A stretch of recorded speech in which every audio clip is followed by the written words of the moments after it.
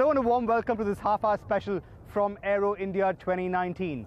Over the last few days, top aircraft manufacturers from across the world have lined up at the Yelahanka Air Force Base in Bengaluru to display their wares. But let's start with the two biggest names in aviation, Boeing and Airbus, both of whom set the tone for the summit by announcing massive plans in the commercial space. I caught up with Dinesh Keskar of Boeing and Anand Stanley of Airbus to get the lowdown on these plans. We think we have already sold over 225 Maxes to Jet Airways, about 155 Maxes to SpiceJet with additional options, and then recently 6 787 Dreamliners to Vistara with 4 purchase rights.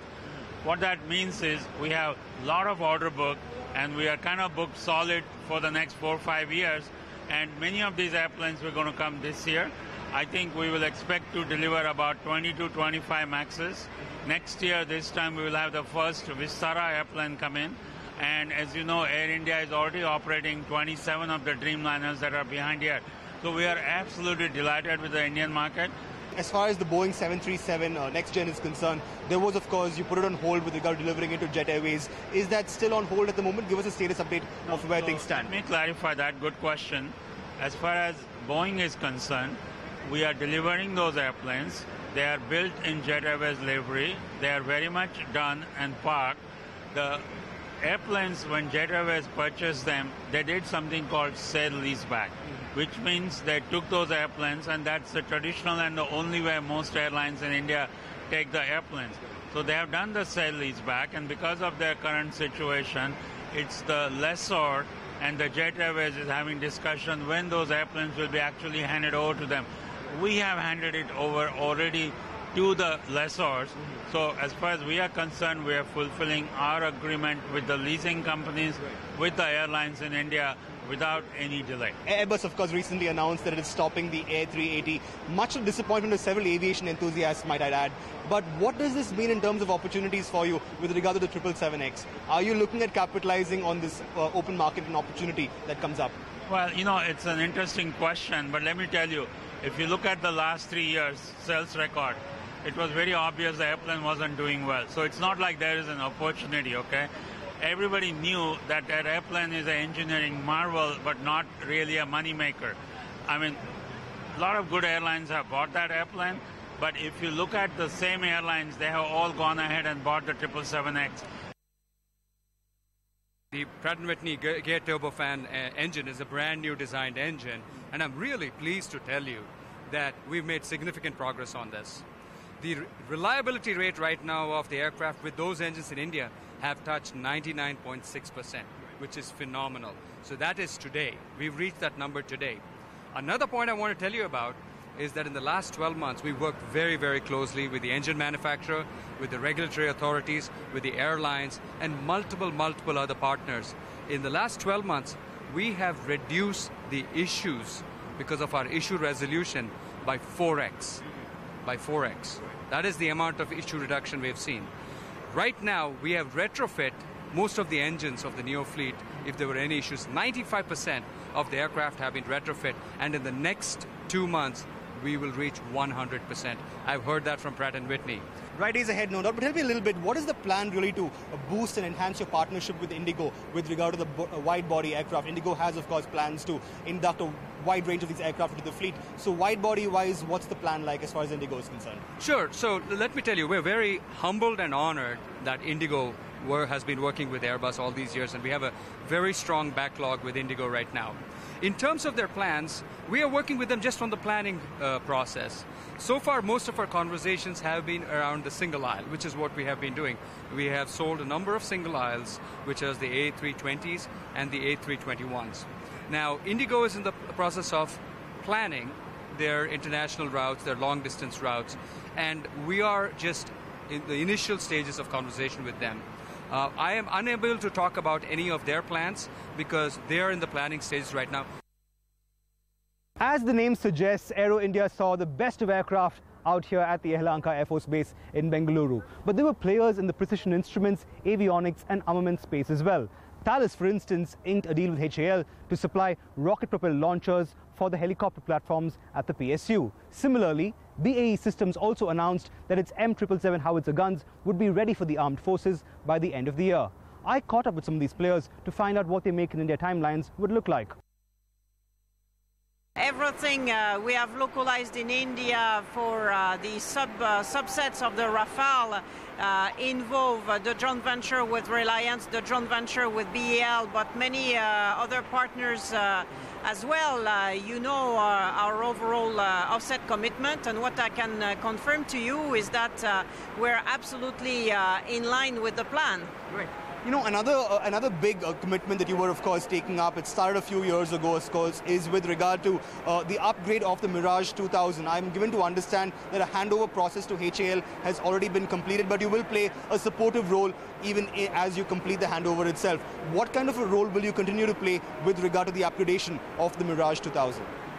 Well, first of all, concerning the first 4 aircraft of the program, this was under the complete responsibility of Thales, and we took this first phase to transfer the necessary technologies to HAL. So this has been completed. Since aircraft number 5, HAL has taken complete responsibility. This is moving along very nicely, and of course Thales continues to accompany the technology transfer, but the most part of it was performed during the upgrade of the first 4 aircraft. So we will continue to support as needed.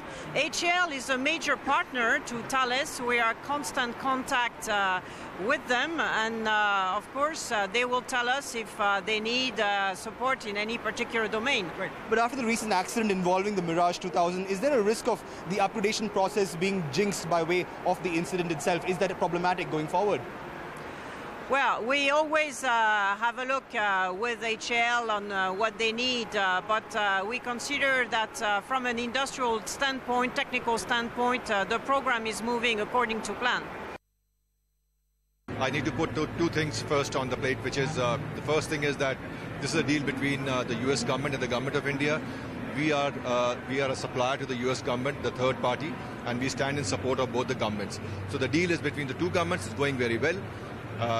For the moment, we've already supplied 5 guns. As you probably are aware, 2 of them had participated in the Republic Day parade also, and a couple of them have fired in Pokhran to carry out the firing and the data collection for the range tables. Apart from these 5 guns, we are going to be giving a complement of 18 odd more by the end of this year as per the contractual deliverables. So everything is going fine, and hopefully by the end of the year, we should have the first operationally ready M777 Indian regiment on the Indian soil. And something very interesting about the Make in India plan vis-a-vis the product itself is that 120 guns are scheduled to be made in India, with this potential to push that number up higher depending on the situation. When will that call be taken, and what is it all about? Certainly. So, as you very rightly pointed out, under the present contract, we have the first 25 guns being assembled in UK, assembled, integrated and tested, and then brought into India. And then the subsequent guns, beginning with the 26th gun onwards to the 145th gun, would be assembled and tested and fired and everything completed on the Indian soil. Now, this would be completed by about the middle of the year 1921. What transpires after that would depend on the requirement being posed by India. We are working towards trying to get more and more content on the gun from Indian suppliers. That would also ensure that the price is contained. But ultimately the final call would lie with the government of India, and the numbers would decide as to what is the kind of content that can be manufactured in India. Ever since the government of India announced its request for information for the manufacture of 110 fighter jets for the Indian Air Force, 2 companies have stood out by way of their proposals. Lockheed Martin, for instance, revamped its entire F-16 platform to bring out the F-21, a completely new fighter jet that it says is exclusively for the Indian Air Force.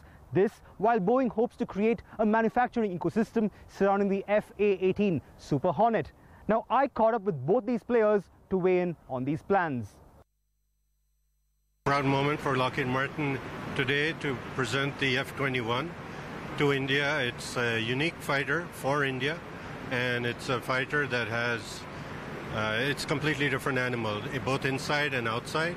and it is a fighter that I think will serve India in the 21st century very well, and that's why F-21 for the 21st century. Right. I have to ask you though, what makes this different from your previous offering in terms of technicality for the layperson? How is the F-21 different from the F-16 really?